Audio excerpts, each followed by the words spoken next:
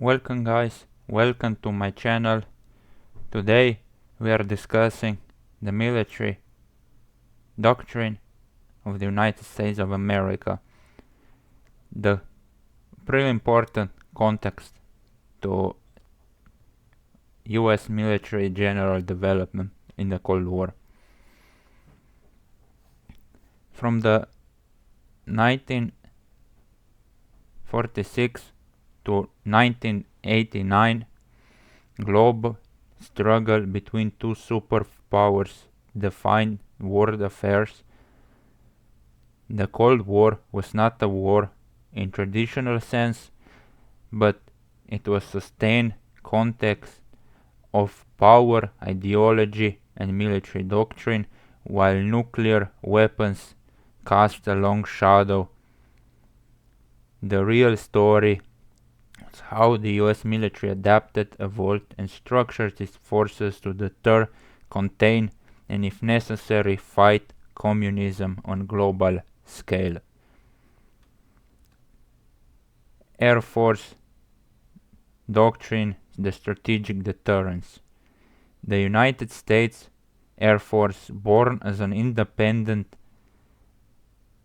service in 1947, quickly assumed a central role in Cold War deterrence, influenced by theorists like Brendan Brondy, and the Air Force embraced strategic nuclear deterrence at its core doctrine.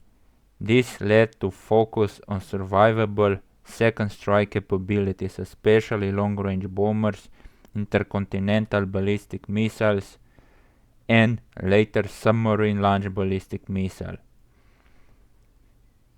A shift in strategy. In early 1960s, the doctrine of massive retaliation gave way to flexible response championed by President Kennedy and Secretary McNamara, emphasized the ability to respond to aggression at any level, conventional or nuclear. It reflected the belief that US must not be forced into binary choice between inaction and total nuclear war. Inaction and total nuclear war. The Army, the conventional warfare in nuclear age. The US Army adapted to nuclear era by preparing for limited wars that avoided triggering global destruction. In Europe, it provided the backbone of NATO's conventional defense. During conflicts like Korea and Vietnam, it demonstrated the need for doctrine that accounted for the insurgency, proxy warfare, and joint operations. The Marine Corps, from the Amphibious Expeditionary Force. The Marine Corps often challenged its relevance, proved its worth time and time again. Throughout the Cold War, it evolved into expeditionary force capable of rapid deployment, integrated air and ground operations. In Lebanon and Grenada highlighted the Marine Corps' readiness and agility. Naval doctrine, forward presence, and sea control. The US Navy doctrine focused on sea control, strategic mobility, and forward presence operating around the globe. It ensured freedom of navigation, protected allies, and deterred Soviet expansion. Naval power was not just about battleships but about presence, logistics, and the ability to sustain anywhere any combat operation. Technology and doctrine, the strategic triad.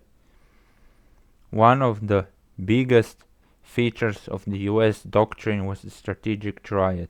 Land-based ICBMs, submarine-launched ballistic missiles, and strategic bombers. These try to ensure redundancy and survivability, making a first strike deception nearly impossible.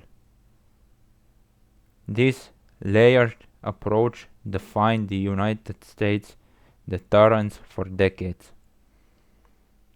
Joint doctrine and interoperability. Throughout the Cold War, U.S. military doctrine increasingly emphasized joint operations, inter-service cooperation, and NATO integration become central deterrence. Exercises like Reforger and commands like EUCOM showcase the shift toward the combined arms multinational defense strategies. The Cold War ends doctrinal legacy. By 1989, the Cold War came to a symbolic close with the fall of the Berlin Wall, but doctrines that crafted in its shadows lived on.